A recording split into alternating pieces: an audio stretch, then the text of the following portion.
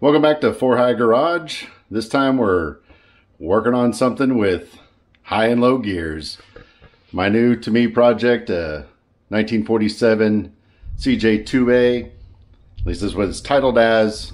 And as far as I can figure, the original frame is that way. And what you're looking at as we kind of walk around it, you'll notice a lot of 3A stuff that are a part of it. And I kind of, since the old Willis Jeeps, I mean, I'm not unfamiliar with Jeeps, but the real fine details of this and that and options, I didn't know by heart. I reached out to sort of the Facebook communities that are these vehicles. And collectively, it seems like at some point, the body was replaced by an M38 body, which apparently was pretty common back then when the bodies rust out. I guess those were pretty easy to get their hands on. So that's why we've got a gauge cluster like it is. I still don't know what that hole is for to the left of the steering wheel, but that was for something. When you look at old M38 photos, it had some kind of buttons and switches. Same for the glove box. The spacing for the rear tire wheel wells is 32 inches. That's the M38 or the CJ2A. And then the cutouts for the rear lights were an M38. But there's some other things that are, trying to remember what all were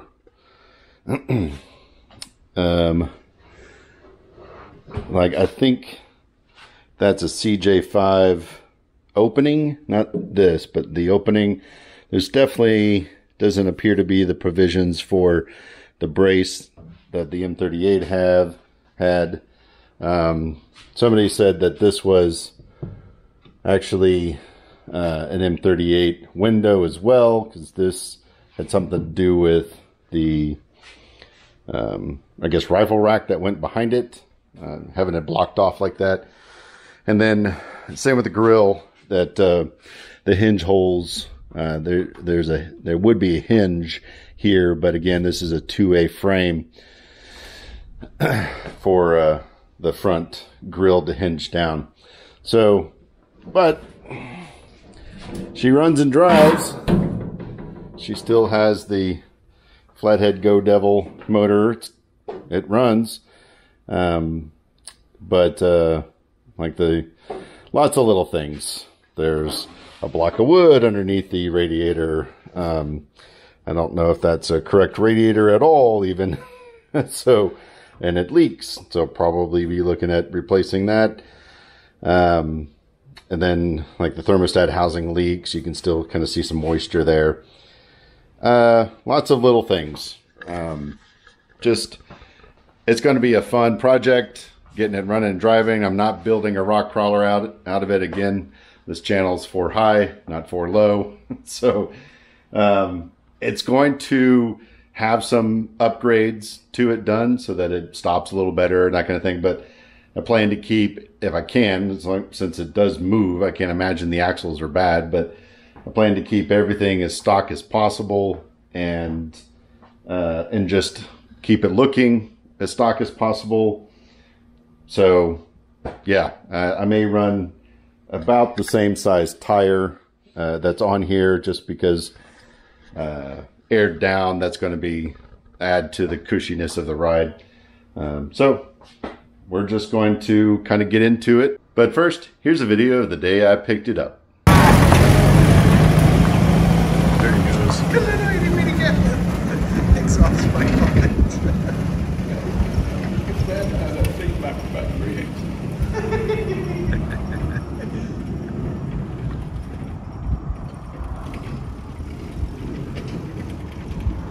So, how long until he realizes he doesn't want to drive that to Utah?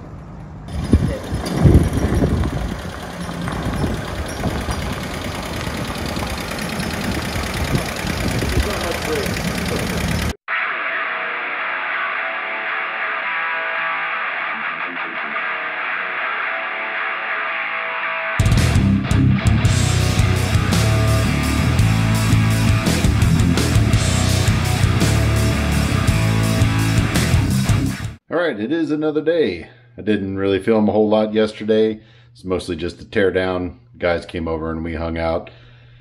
And it's just hard to film. I've tried to film with the guys hanging out. Usually a lot of jokes and laughs.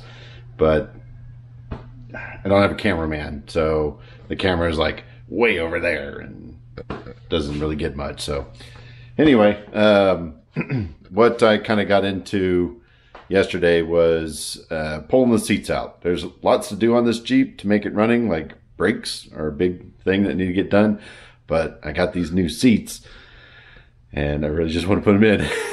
So, and there's quite a lot that goes into putting them in because, you know, if you've seen my other videos, you know, I like a taco or two. And to be frank, I think this Jeep was built before tacos were invented. I don't know, probably not, but you know what I'm talking about. It was definitely built before we all ate a lot of tacos. Anyway, so yesterday was just the teardown. So got the old seats out, got the gas tank out, got the roll bar out, and that was pretty much it. That was the day, along with a lot of BSing. And what this is going to entail, and shout out to 7 Bar Salvage, did some great video work on this, so thanks for posting that probably a few years back, but I definitely used it. Gonna need to move the seat back. Just I'm 6'1", so my knees sit way up here on the steering wheel, and my gut sits somewhere up here, maybe, you know, somewhere in there. And what it seems to be the consensus is to cut the wheel wells and just kind of scoot them back. And it looks like, based on kind of my positioning of the seats and his videos, you really only have to kind of cut half of it because the seat doesn't actually come all the way over to the side. So you only have to cut half of it. And then what he did, which I think I'm going to mimic, was kind of cut this section out and then cut like 4 inches out of here and then just slid that section back and welded into place. So you still kind of retained the factory look with just kind of a step back. It doesn't look too bad. I mean, all things considered.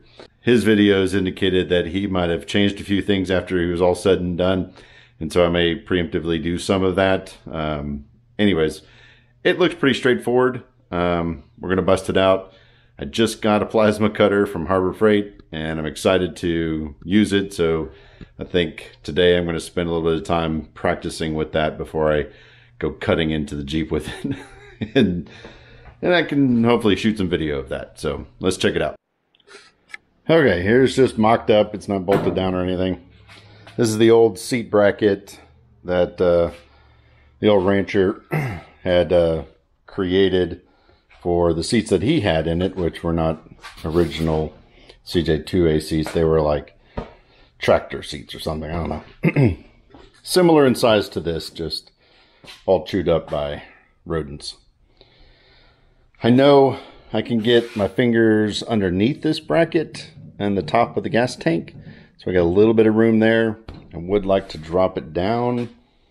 That 7 Bar Salvage guy, he used, I think, 1/4 inch thick bar stock. It looked like it was about a 1.5 inch wide to make all of his seat frame and bracket and bolt down. That's not a bad idea. I might have to pick up some of that. The other thing, let's see if this is going to come through. Get a light.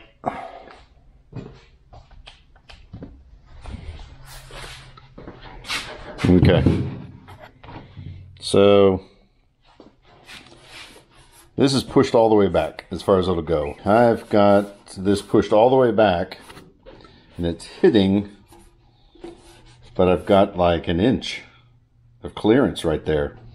And that's because if we look over on the other side, you can see it comes down and then it kicks down at a sharper angle, and I'm actually hitting that part. So Although it won't be completely stock, I'm thinking maybe just I can get an inch just by making, when I redesign this, just making this come all the way straight down instead of another kick.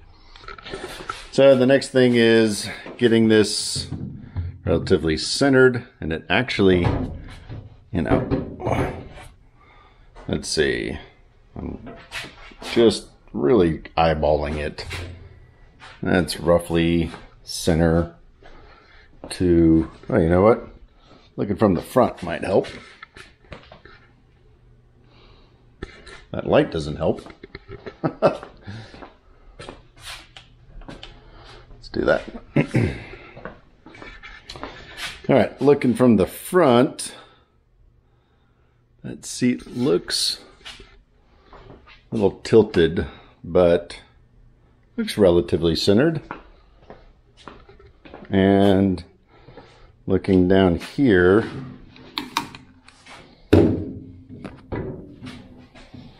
I can see I've got room. So since I don't know how wide that guy's seat was, he cut right at the edge of this brace. And I'm thinking that's probably where I'm going to go too. All right.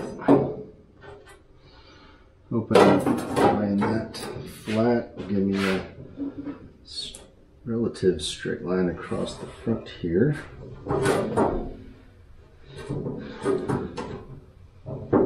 No telling. Looks like it might be straight.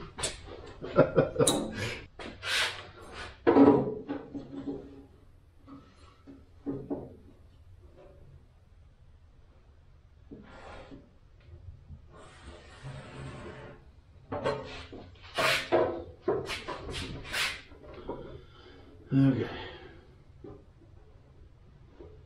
Let's just hope that's about right.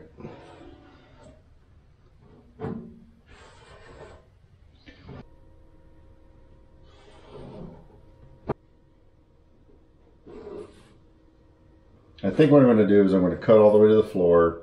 I'm actually going to cut all the way to the floor here, and then over and up, and that should be enough room to slide the seat back. But I'm not quite sure how far I need to slide the seat back. So I think once I've cut this out, I'll re-mock up the seat and see if I can't slide it back to the point that I like it, and then mark it and see if that I can't get a good measurement of how much I need to cut out here to move everything back. And again, I think since I'm hitting the bottom of the seat on this part right here, I think what I want to do is continue this angle down right to here, like cut out this little triangle, and then see if I can't bend this plate flush with this and then trim off the bottom. And I bet that gets me an extra inch without having to go too far into the wheel well. So I think that's the plan. All right. Gotta psych myself up to get to cutting on this thing. All right, let's get to cutting.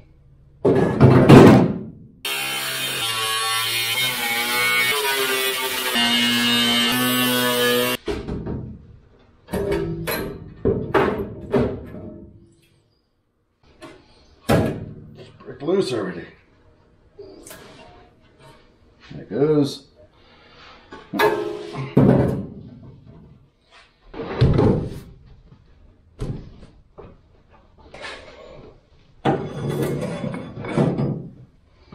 Something like that. Come all the way back. What's it like? Oh, wait. Actually, really. Oh, I really like it this way. Okay. So that's going to be a lot of cutting. I think I'm on the wheel.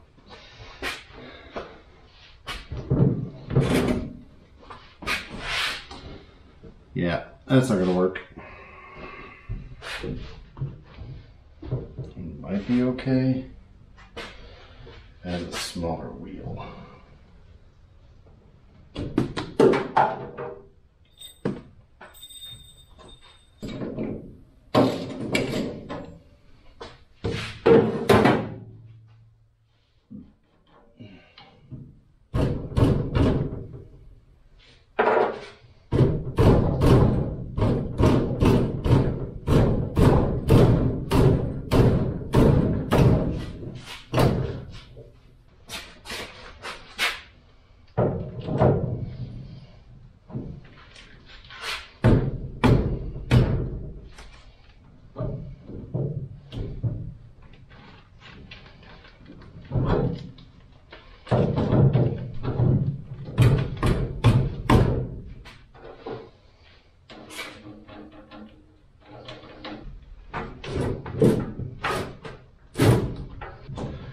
So that's not too bad.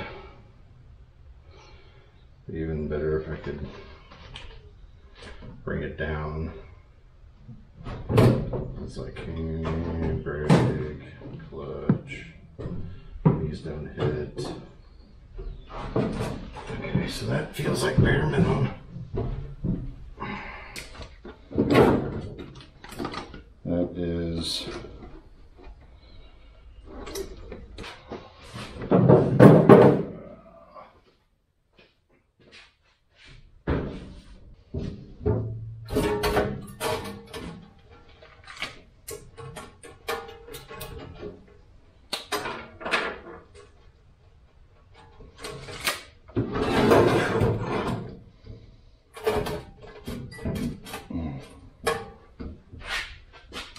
what did you look at that? Okay, so I marked right here for the back of the seat.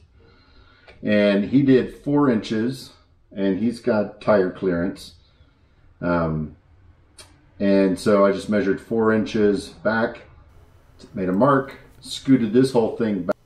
And just like that, I lost some video and for whatever reason, lost audio on the preceding videos that I took. So this is severely cropped down, but basically after watching the 7-bar salvage guy's video a couple times where he did this exact same thing, I'm pretty much copying his work. I found that in my particularly rounded case, 4.5 inches was actually better, because who doesn't want an extra ½ inch, right? Anyways, measured it out, and then I cut out the 4.5 inch section. After that, I spent a grueling amount of time pulling stuff in and out, setting up the seat, walking all around the Jeep, looking from the front, the sides, the back, making sure that everything looks centered, that everything looks like it's going to clear in the wheel well, making sure it fits the best that it can. I still have a fair bit of gaps to fill with the welder, but that's neither here nor there. Ultimately, the more time spent here making sure that the fitment is good, the less cutting back apart and redoing you're going to have to do. So I just ended up cutting most of that out of this video. Okay, so this is what I've worked out in my noodle so far. Hacked out that centerpiece. These legs are pretty cool, actually. The old rancher had designed the legs to kick down so that you can still remove this transmission pan, and I kind of like that. So I'm keeping it. This will pretty much remain the same. I'm kicking this leg over a little bit to try to square it up a little better, but it'll still mount here. This I'm going to extend it out because it looks like with the 2 bars on underneath the seat running, left to right, my rear is actually going to mount against the wheel well. So what I'll probably do is bring it straight to the wheel well, 90-degree it up right next to the seat. And when I bolt it to the seat, I'll have a stud. I'm probably just going to go ahead and weld I'm just going to figure it out. Either slide the bolt in first and then bolt it to the seat, because it's going to be right against the seat right there. But there should be enough room and enough give to the seat that I can squeeze a wrench, on top of the bolt head. So this looks like it'll mount right here. I'm going to mount it to the bottom of this guy, and then the front one I'm going to mount to the top. And I'm hoping that this is a 1-inch bar. That 1-inch lean back is going to be perfect. That's the plan anyway. Yeah, so just going to keep plucking away at it and showing you as best I can as I go. Quick tech tip. Cereal boxes make some of the best cardboard for cutting out templates that, CAD that everybody's now quoting, cardboard aided design. Yeah, so for most things, small pieces like this, I recommend cereal box cardboard. It's easy to cut out with scissors, tape up, do everything that you need to figure it out. If you're building more complex things, then corrugated cardboard can be helpful, because you can slit one side of it and it still be attached as you kind of fold it and tape it and give it the dimension that you need it to be. But I really like cereal boxes, so that's the tech tip. Now to get after it.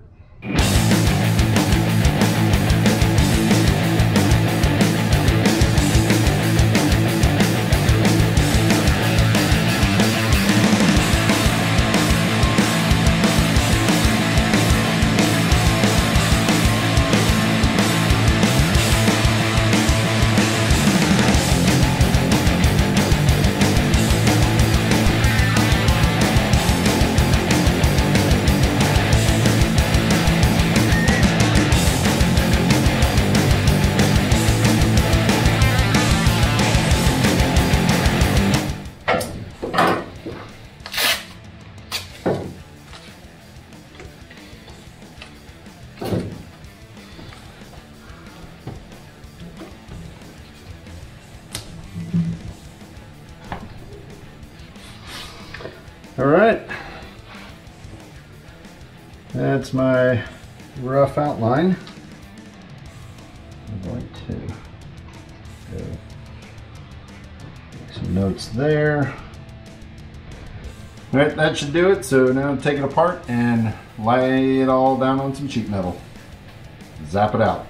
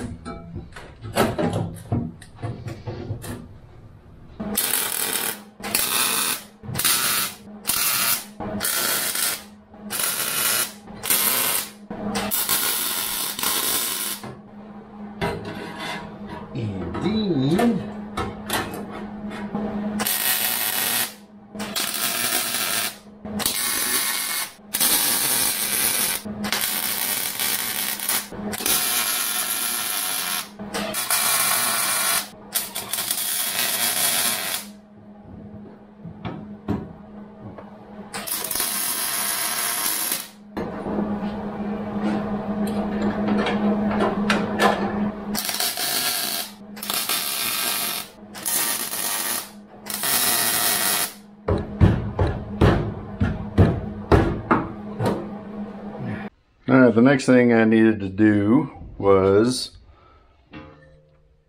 cut out of this 12-inch by 12-inch square chunk of scrap metal some strips, because this is a 1/4 inch thick. And so I made 4 of these total, and gave me good practice with the plasma cutter. I got my 4 pieces cut out. That took a lot longer than I anticipated, but we can use that to start building the seat brackets.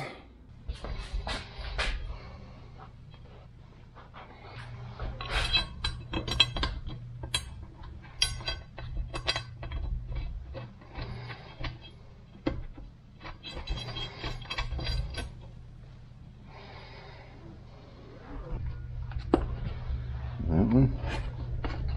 Yeah. Okay.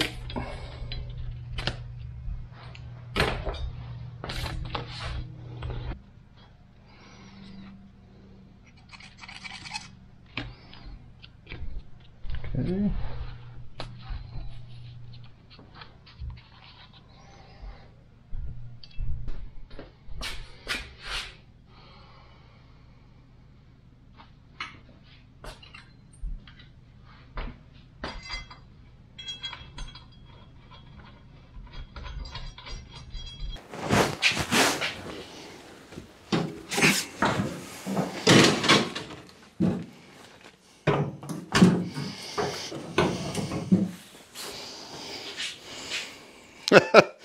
Yeah, it clears. The sending unit is right there. So that shouldn't really be a problem. Ooh, how does that sit like that? What am I seeing here? What am I seeing here? What am I seeing here?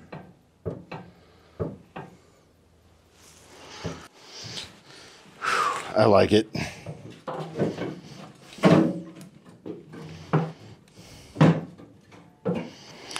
It's got belly clearance. No.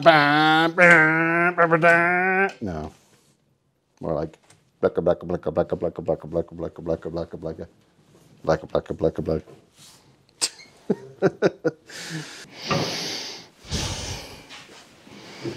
Oh yeah. Angle is nice. So here we go from a 1-inch gap to on the floor.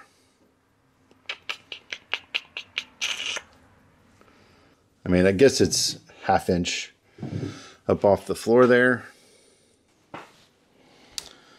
And some spacers. Nice. How thick is that bad boy? Hey. Look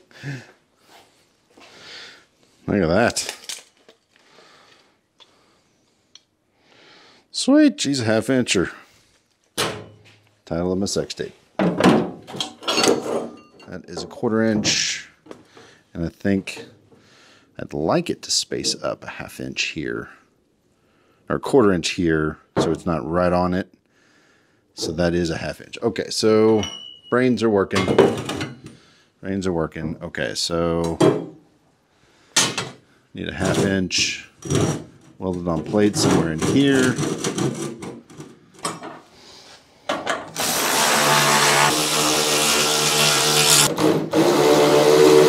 All right, found another little 1/4 inch spacer to put in there. That should make that even-ish.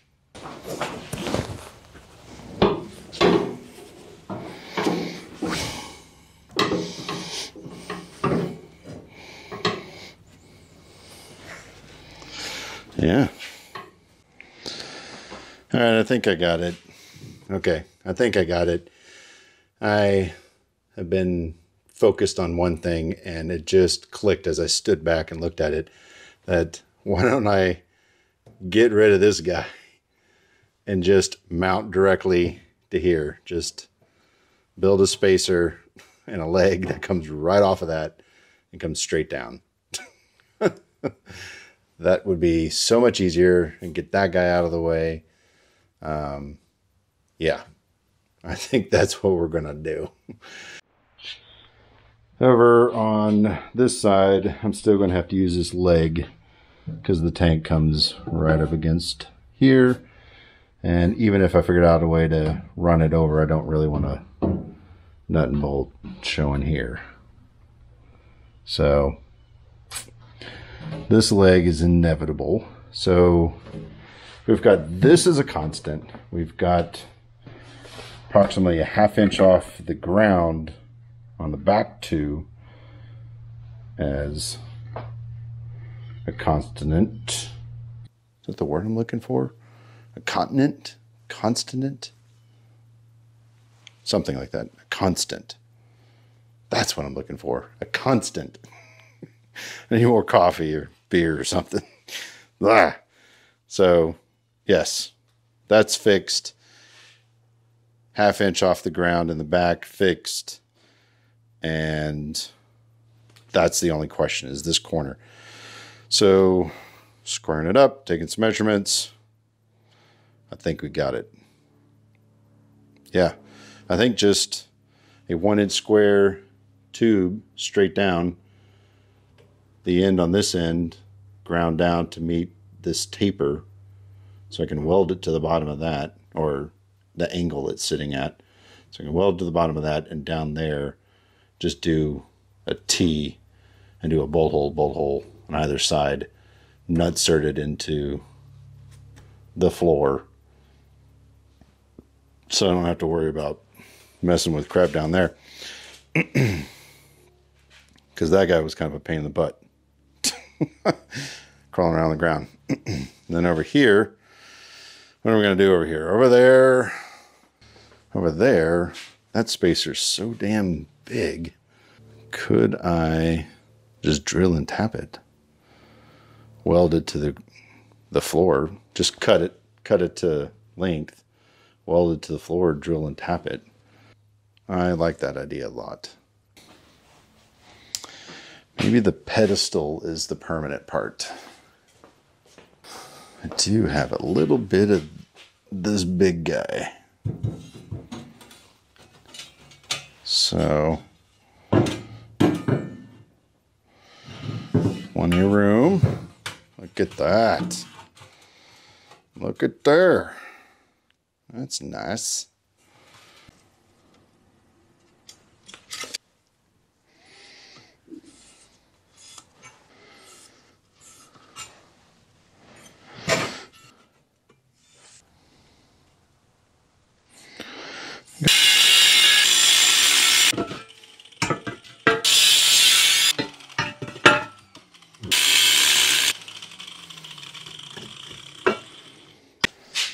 All right.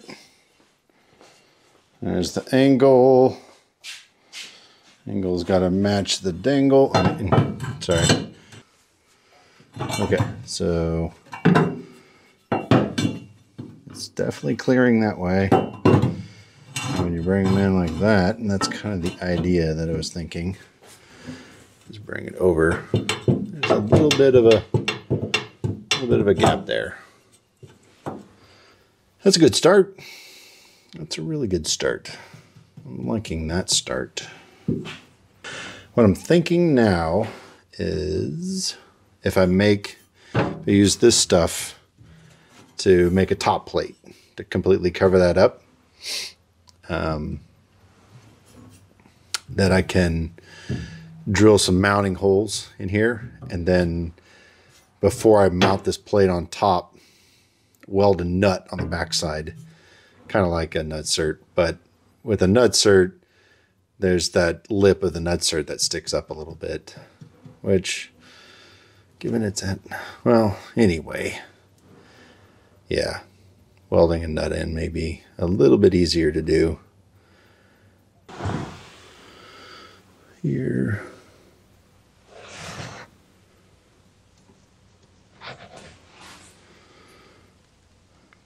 to have a rough line like that to trim it. And this guy, where's the halfway point? So if this is halfway, then a little bit off of halfway would be good. Yeah. So let's trim this guy here and put a hole here like that. Okay. Okay. I like it. So far I like it.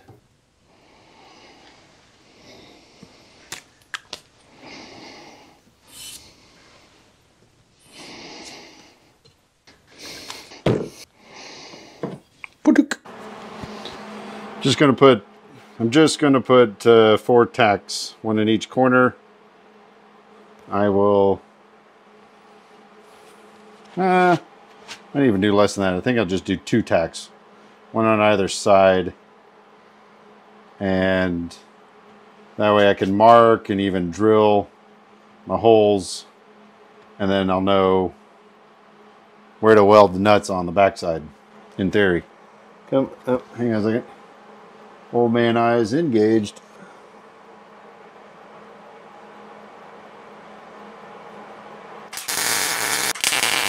Should be able to cut those off pretty easily and get back in there and weld nuts on the backside when I'm ready. Alright, let's put this guy away. Alright, let's rough it in. Just gonna kind of set stuff in there.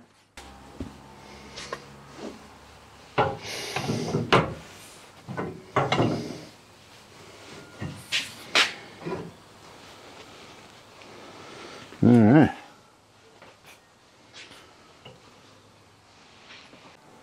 Okay, for this part, I got it bent flat to that surface. I'm going to trim here, drill a hole there, and then come back to the whole thing.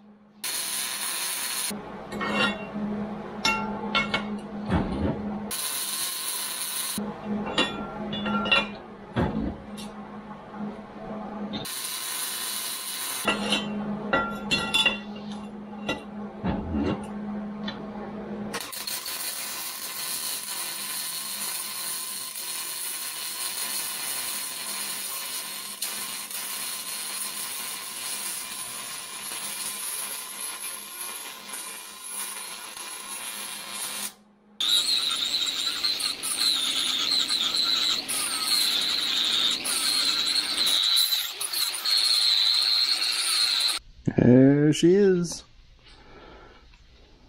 Relatively polished up. Gonna cut a relief in here. This is up against the toolbox, and I can't get the welder down into this corner anyway. And I figured, you know, as much as I try, odds are moisture stuff is going to get down in there. So why not have a place for it to drain out? So I'll kind of cut a notch here to let Since I can weld these 3 sides, we'll let that side be sort of the drain.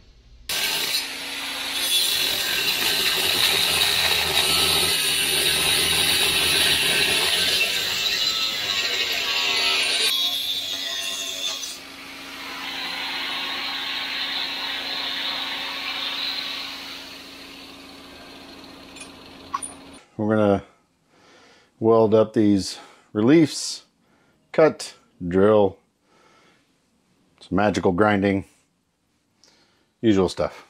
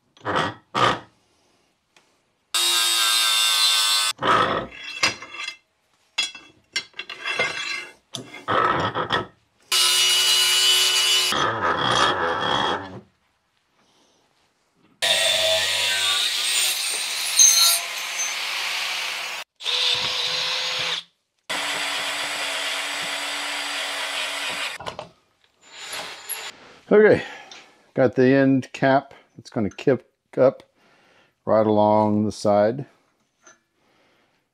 Cut and drilled for a bolt. I'm going to use one of these guys to attach it at a 90-ish.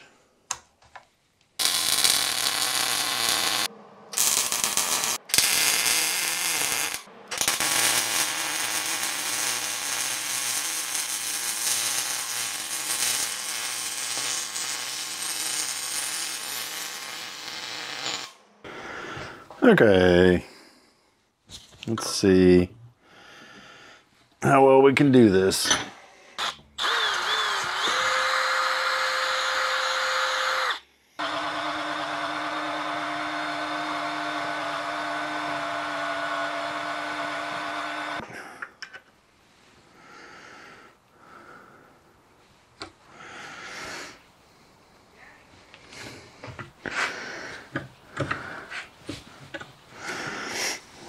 Oh yeah.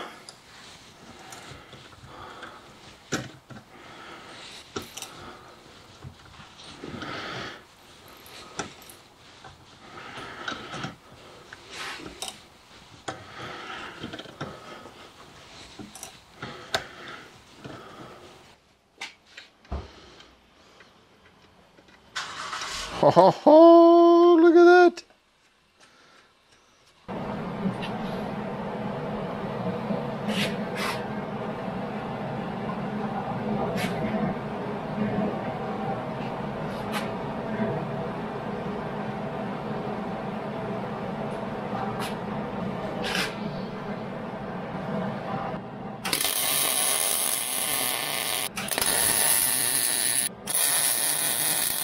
Just wanted a couple of beefy tacks, so when I take it all apart, this stays with the frame.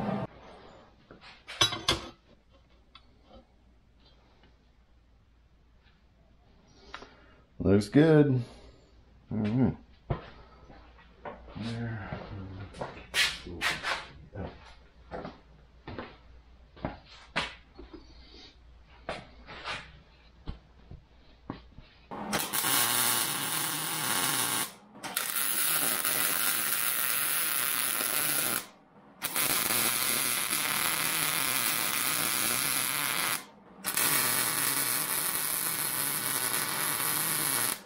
Let that cool, and then I'll unbolt it and take the seat out of the way and do some finish welding.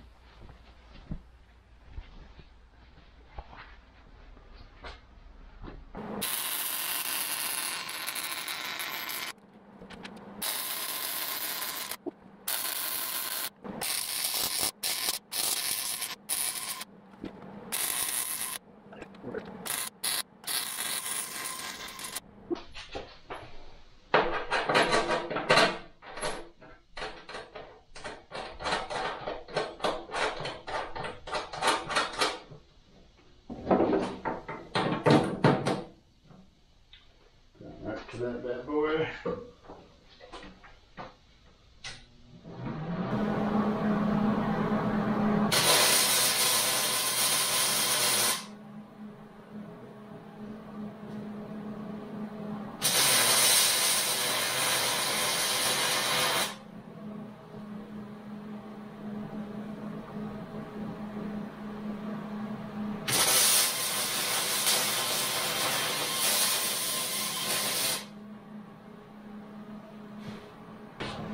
Should work.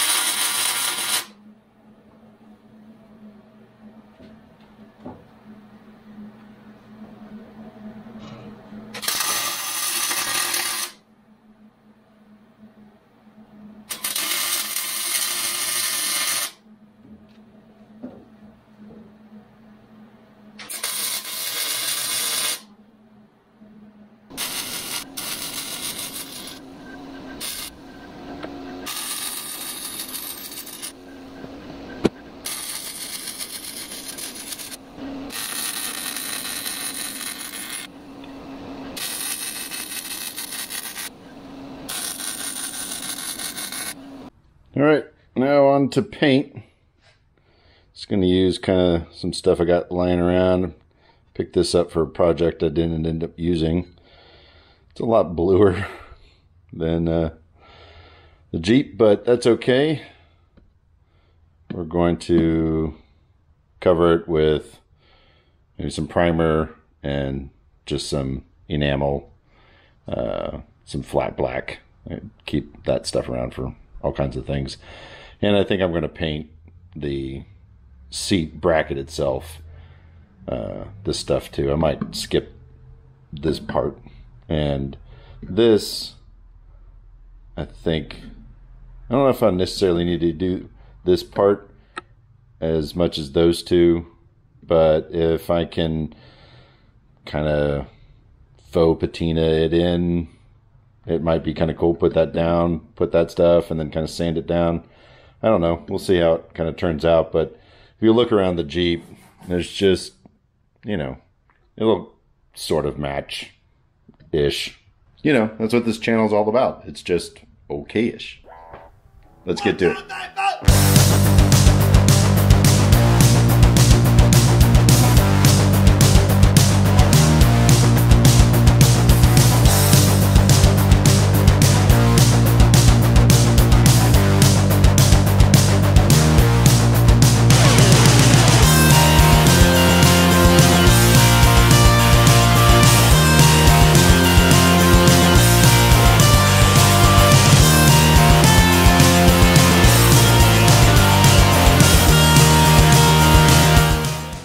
Okay, got her all painted up. She should be good and protected for the most part. I mean, you know, this area is decent. Now to just kind of play around with, I've never messed with trying to do kind of the faux patina. But since I've got kind of that thing going on through the whole Jeep, why not see if something will come out. So let's see what it starts to look like.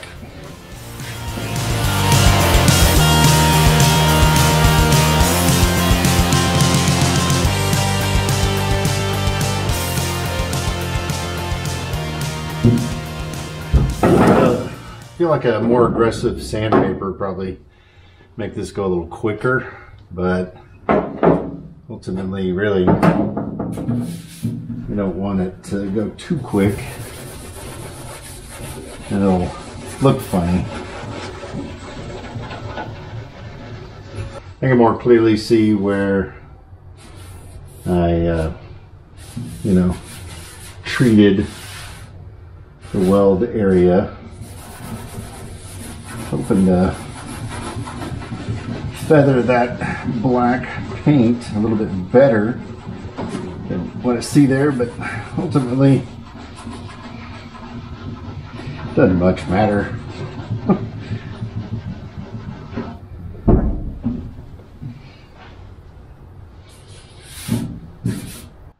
All right, got it installed. Everything fits great.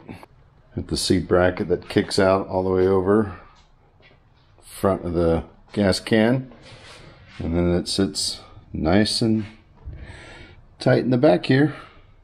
Plus, as you can see, lots of clearance, more room for tacos. All right, that's going to wrap it up for this video. That's all for now on this CJ2A.